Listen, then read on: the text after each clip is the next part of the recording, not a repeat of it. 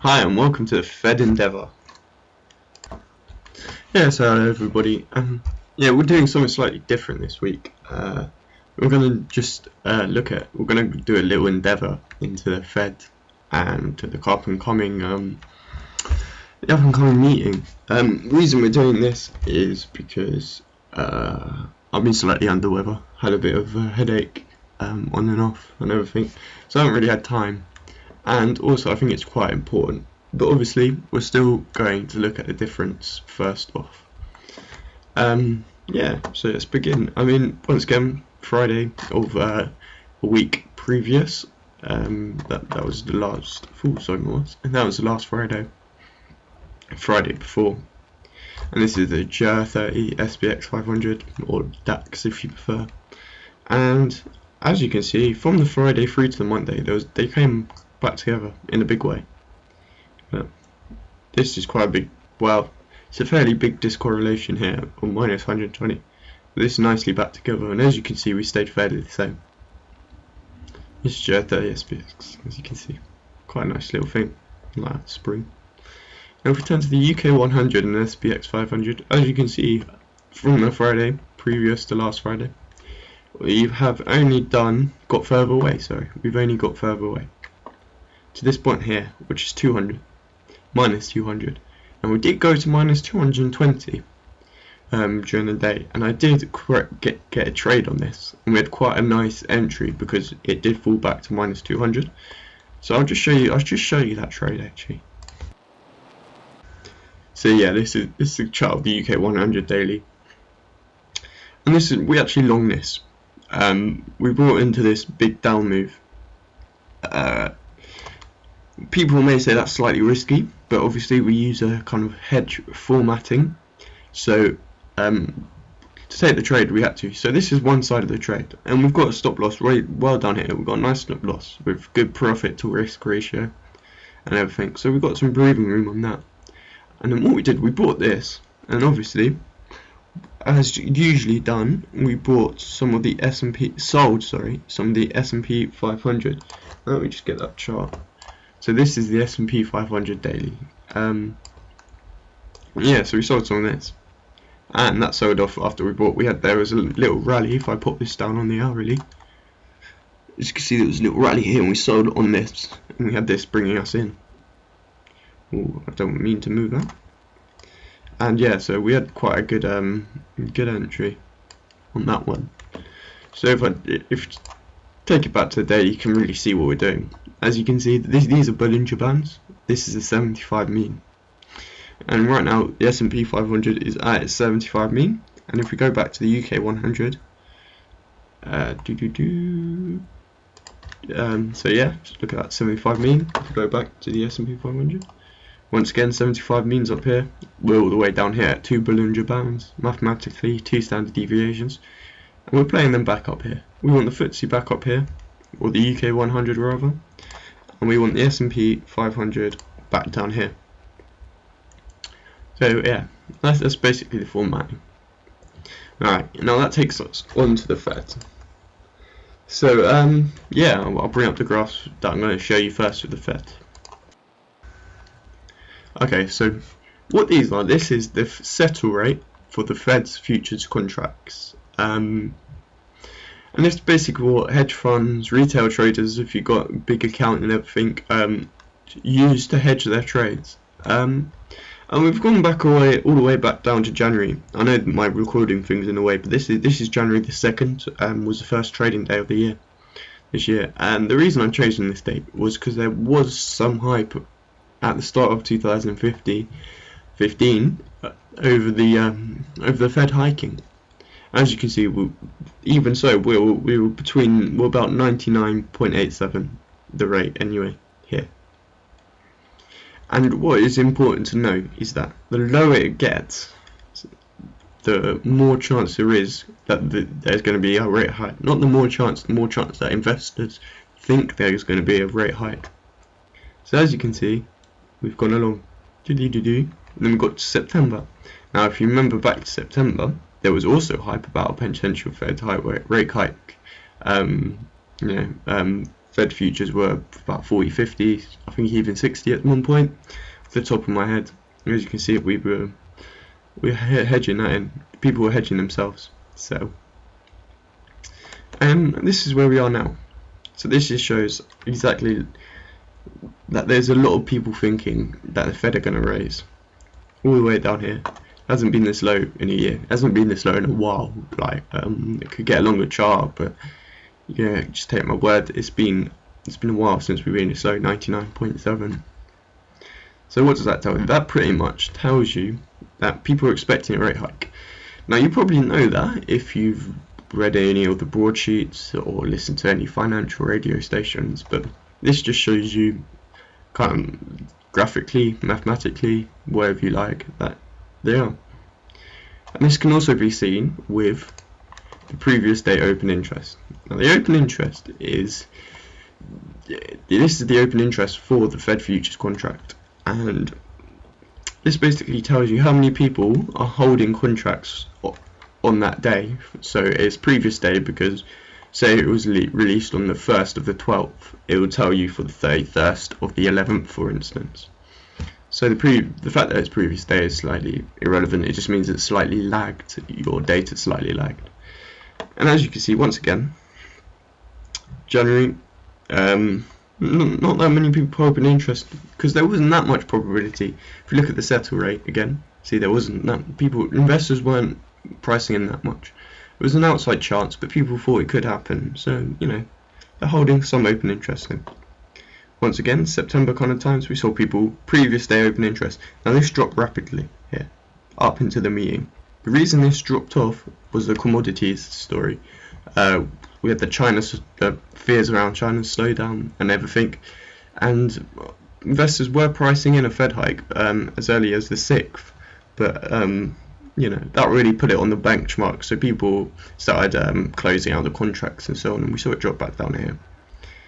And that's your guide to show that investors, although the settle rate is low, that people think it is, they really don't. It's kind of contradictory. You want them both at this kind of level. When you want them, the open interest to be high, like it is here, and the settle rate to be low, like it is here. So as you can see, a lot of people hedging themselves against a potential rate rise. So this means, arguably, that the rate is priced in, the potential hike is priced in. That doesn't mean we can see it get more priced in next week. You've got to remember, these things can overprice, like we saw last week or the week before on the euro dollar, for instance, with the ECB. Big traders had overpriced, and then they really got smacked, a lot of them. But yeah, let's see how this relates to the charts. So we're going to start off way back in 2015, as I said, January, and we're looking at when the meeting happened. So it was on the 28th. If I just zoom in quickly, here, this one. See, investors were pricing in, and it sold off.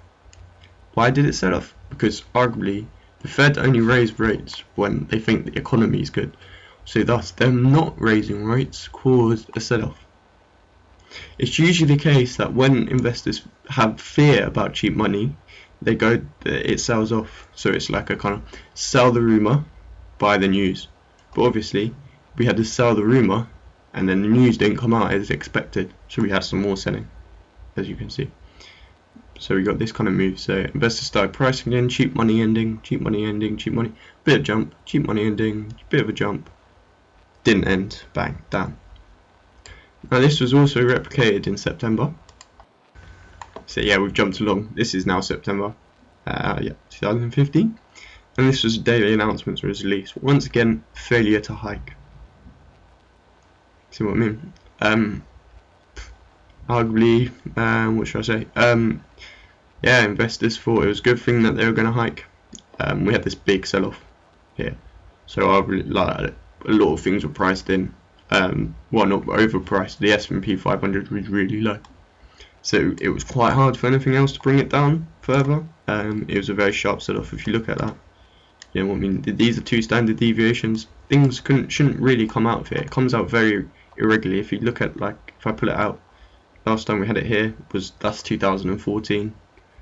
and never again, really. There's only 2 points, and those were both recently, showing the recent market volatility anyway.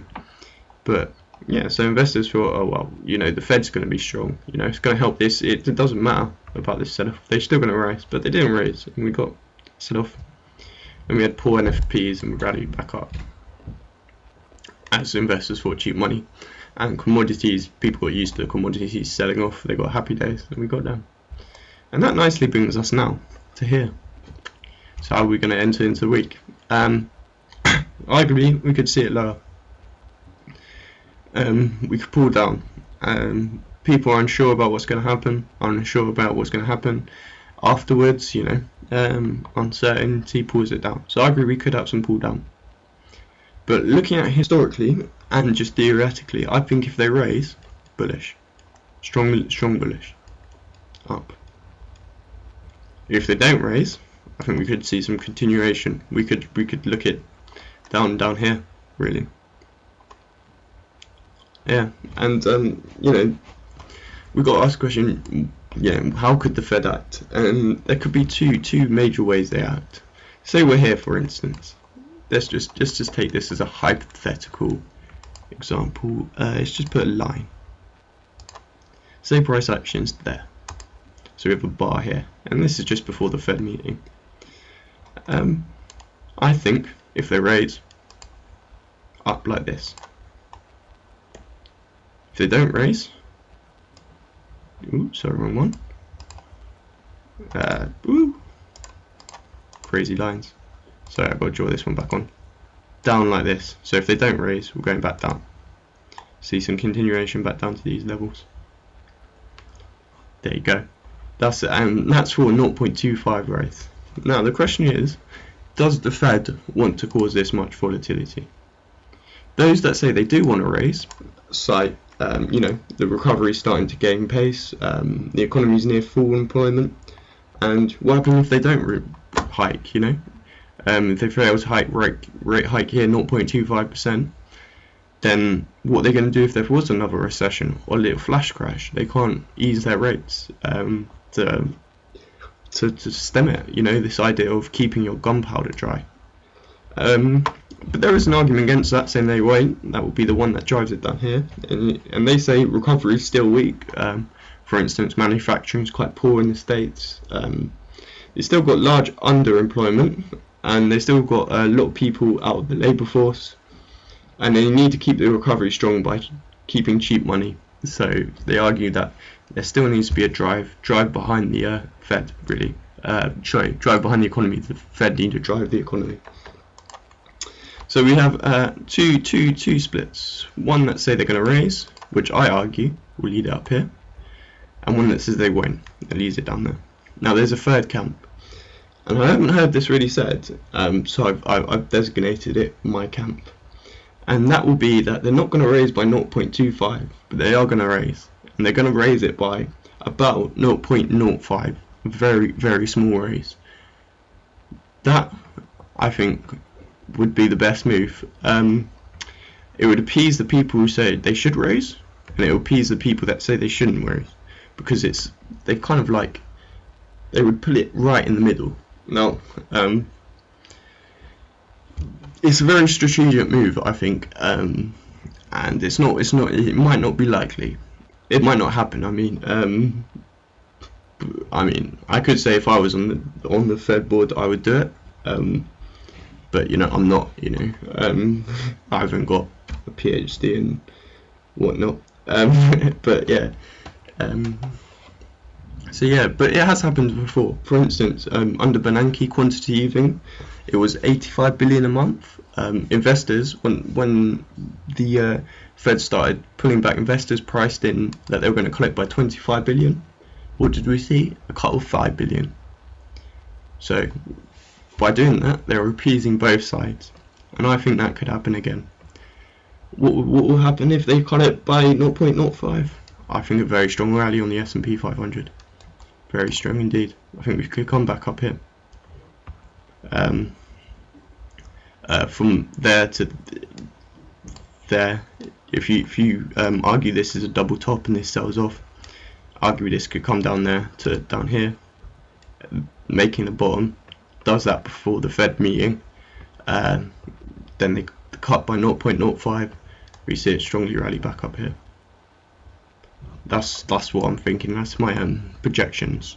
So we get it between this line here, and this line here, previous to the Fed meeting, and then then they cut by 0.05 in my opinion, and we slowly or quickly get it back up here. If they don't raise, that's my main worry. We're looking to take out bottoms down here, and so on and so forth.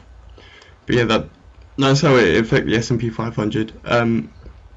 Just to take a quick look at how it will affect other indexes. Yeah, so the UK 100.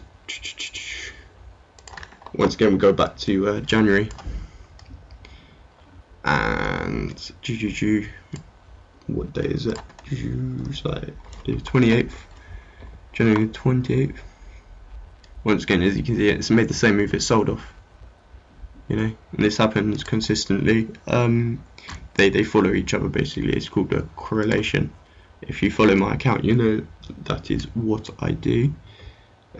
September the 17th was the other one. Once again, sell off as well, just like the S&P 500, both sold off. We saw this. We can see this in the JER as well.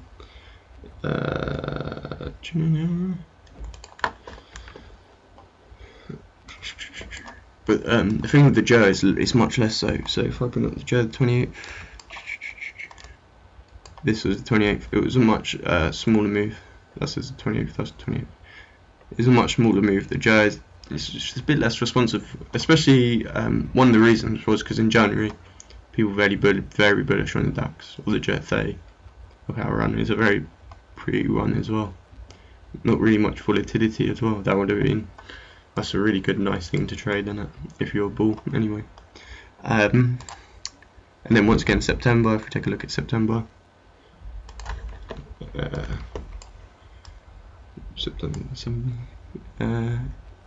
yeah. See, this one didn't really do anything. September 17th was the announcement. Didn't really have a reaction, as you can see. Set up. Arguably, the JER is the one that's going to be least affected by this announcement.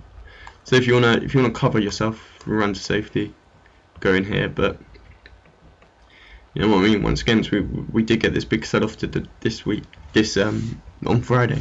So I believe maybe this time will be different. We could see some action in the JER 30. You know, but yeah, this is why I really advise taking a trade a lot like the one I've taken. Not to blow my own whistle. It's because if this moves down and the FTSE moves down, then you know we're well covered because we've got to sell and we've got to sell buy. So they'll just cancel each other out. And we got and if it's good, and we got to buy here, and we got to buy here, so to speak. You know, the problem is this could move more. Yes, the problem with the trade is that the S&P 500 could move more. That's why I'm looking just before the event, maybe a day before, depending on price. We're looking to take a short and a long on a US denominated currency pair, something like the euro dollar, pound dollar, playing against each other. Euro dollar, probably USD yen is quite a good one, or pound dollar, euro dollar yen. So that's how I'm going to trade it. Yeah, I mean, if you have any questions about this video or anything at all, please leave them. Any questions about the hedge, about how I'm going to trade it and everything, yeah, do so.